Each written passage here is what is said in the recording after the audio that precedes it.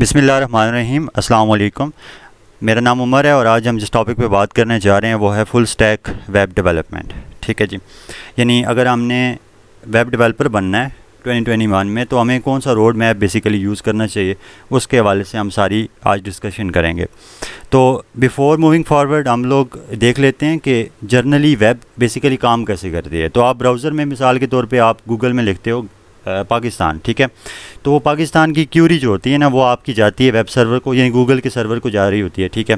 Google का server उसको आगे भेज देता है डेटाबेस की लैंग्वेज में कन्वर्ट करके। डेटाबेस को कहता है कि भाई आपके पास जितने भी रिकॉर्ड्स पड़े हुए हैं, जितनी वेबसाइट्स पड़ी हुई हैं जिनमें पाकिस्तान का नाम आता है, ठीक है, तो वो सारी लिस्ट मुझे उठा के वापस भेज दो। डेटाबेस जो है वो लिस्ट उसको भेजती है, ठीक है, और उस लिस्ट को वो जो है रीडेबल फॉर्म में कन्वर्ट करके ब्राउज़र को वापस भेज देता है और हमारे पास जो है गूगल के अंदर पूरी लिस्ट ऑफ वेबसाइट्स आ जाती है जिनमें पाकिस्तान का नाम वहाँ पे लिखा होता है, ठीक है जी। तो यूँ आपके पास पूरा वेब डेवलपमेंट का साइकिल कंप्लीट होता है, ठीक है। ये बहुत एक एब्स्ट्रैक्ट लेवल की चीज़ है, इसमें बहुत सारी जो डिटेल है, लेकिन हम उसको फ़िलहाल स्किप करते हैं। यानी इस पूरी चीज़ का मकसद ये है कि हमारे पास वेब के तकरीबन 3 लेवल्स हो जाते हैं, ठीक है। एक उसका फ्रंट एंड हो गया, यानी जो उसका वेब ब्राउज़र के एंड पे लेवल है। दूसरा उसका जो है वो उसका बैक एंड हो गया, यानी सर्वर लेवल पे, वेब सर्वर के लेवल पे जो चीज़ है, ठीक है। और तीसरा उसका डेटाबेस का लेवल हो गया, ठीक है। अब हम इन तीनों जो लेवल्स हैं ना, उन तीनों को सीखने के लिए हमें क्या क्या चीज़ें चाहिए होंगी और कैसे कैसे हमने सीखना है, तो उस पर हम बात करते हैं। तो सबसे पहले आपका फ्रंट एंड है। तो फ्रंट एंड में आपने HTML सीखनी है। HTML is like structure of the website, ठीक है। एक ढांचा जो आपका होता है, जिसमें इंसानी जिस्म में उसका स्केलेटन है, ठीक है जी। इसी तरह से आपके पास CSS है। CSS एस्थेटिक, यानी उसकी खूबसूरती को बनाने के लिए उसमें कलर्स डालना, उसके फ़ॉन्ट्स को, उसके साइज़, विड्थ, लेंथ, सब चीज़ों को चेंज करने के लिए जो हम चीज़ यूज़ करते हैं उसको हम CSS कहते हैं। अब CSS के बहुत सारे फ्रेमवर्क्स हैं जिसमें लेस आता है, सास, SCSS, बूटस्ट्रैप, टेलविंड वगैरह वगैरह, ठीक है। और भी बहुत सारे हैं, लेकिन ये आपके पास फेमस है तो इनको आप यूज़ कर सकते हैं। मिसाल के तौर पे ये लेस सास SCSS में को आप यूज़ कर सकते हैं। इसका फ़ायदा ये है कि लार्ज स्केल की जो एप्लीकेशंस होती हैं उनमें आपके पास चेंजेस बहुत फ्रीक्वेंट होती हैं। जैसे फेसबुक है, हर दूसरे दिन बाद उसकी अपडेट आ रही होती है, ठीक है।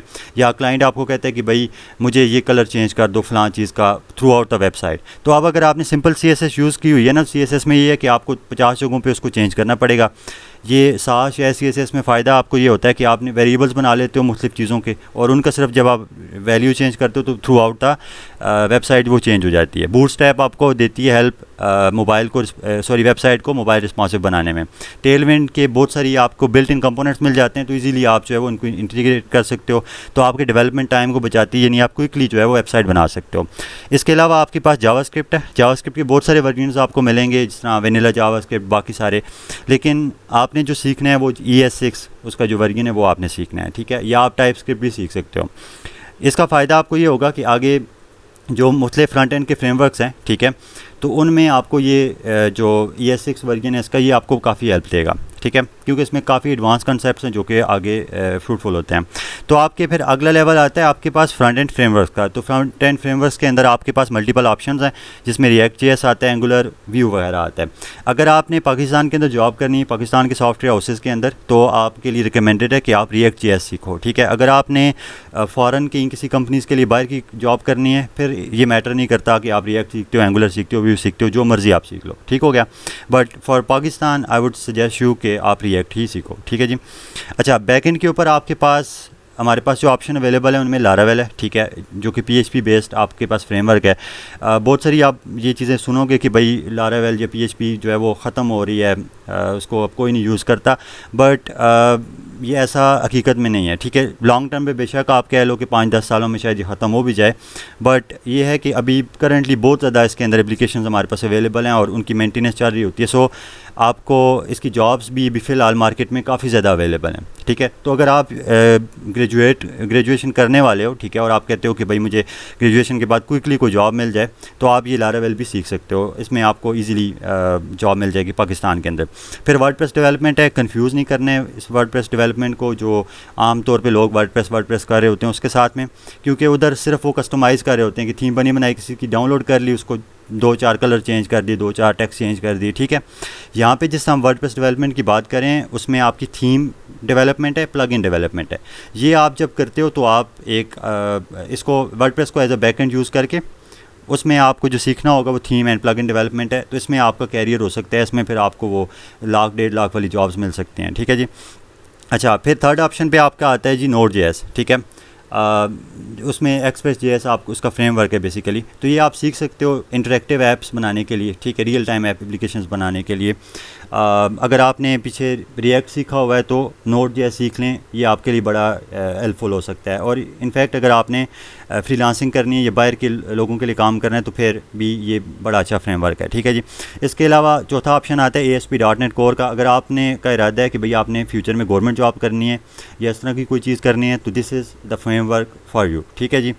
क्योंकि यूनिवर्सिटीज़ के अंदर जो वेब डेवलपर्स होते हैं बाकी सब जगहों के ऊपर, आपका इवन यूनिवर्सिटी ऑफ हरीपुर का जो पोर्टल है वो भी ASP.NET में ही बना हुआ है, तो ये आपके पास काफ़ी हेल्पफुल होगा अगर आप गवर्नमेंट जॉब्स के एंड पे ख़ुद को उसको टारगेट कर रहे हो। तो Django फ्रेमवर्क है आपके पास, पाइथन का, ये भी आप सीख सकते हो। अगर आपकी का फ्यूचर में गोल है कि भाई मैंने वेब डेवलपमेंट के बाद लेट्स से मशीन लर्निंग या ब्लॉकचेन या कोई इस तरह की टेक्नोलॉजी सीखनी है तो फिर आप Django के ऊपर चले जाओ तो आपके लिए यूज़फुल होगा।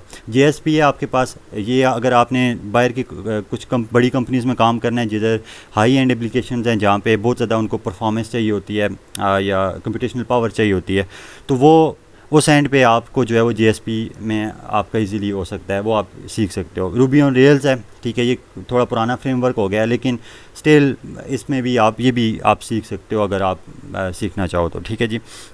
बट ये मैं ज़्यादा रिकमेंड नहीं करता क्योंकि अभी इसमें इसके उतनी ज़्यादा ये पॉपुलर नहीं है जितनी बाकी सारे हैं, ठीक है जी। अच्छा, डेटाबेसेस हैं। डेटाबेसेस में आपके पास SQL है, MongoDB है, Firebase, MySQL है। डिपेंड करता है कि आपने लास्ट बैकएंड में आपने कौन सी टेक्नोलॉजी चूज़ की है। अगर आपने Express.js चूज़ किया है तो आप MongoDB या Firebase आप जो है वो सीख सकते हो।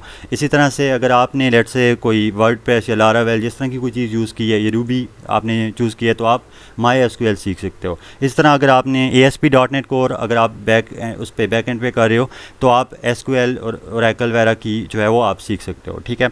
इसके अलावा आपके पास एडिशनल टूल्स हैं, वर्जन कंट्रोल सिस्टम्स आपको पता होने चाहिए, GitHub के हवाले से वो आपको सीखना है, ठीक है। आपको टेक्स्ट एडिटर में विजुअल कोई ना कोई आपको पता आना चाहिए, विजुअल स्टूडियो कोड आप यूज़ करना सीख लो, सबलाइम वगैरह, ठीक है। आपको CMD बैश जो है वो या लिनक्स को चलाने का थोड़ा बहुत आपको आइडिया होना चाहिए। पैकेज मैनेजर्स में ये डिपेंड करता है कि आप कौन सी टेक्नोलॉजी यूज़ करते हैं। जैसे NPM है तो Express.js में यूज़ हो रही होती है, कंपोजर है तो लारावेल में यूज़ हो रही है, जैम में तो ये रूबी ऑन रेल में यूज़ हो रही होती है, ठीक है। तो इसके अलावा बहुत सारे और भी आपके पास पैकेज मैनेजर्स अवेलेबल हैं, तो ये आपने कम से कम सीखने हैं। इसके अलावा एक और चीज़ होती है जिसको हम कहते हैं DevOps, ठीक है। तो वो भी अगर आप सीख लेते हो कि आपने इसको इन एप्लीकेशंस को बना के क्लाउड पे कैसे डिप्लॉय करना है, ठीक है, तो वो आपके लिए और प्लस पॉइंट हो सकता है, ठीक है। तो आज के लिए इतना ही। नेक्स्ट वीडियो में हम बात करेंगे इसके कैरियर अपॉर्चुनिटीज़ के बारे में कि कैसे हम वेब डेवलपमेंट के इन स्किल्स को जो है वो अपने कैरियर को बेहतर बनाने में यूटिलाइज़ कर सकते हैं। So thank you so much for watching, see you in next video.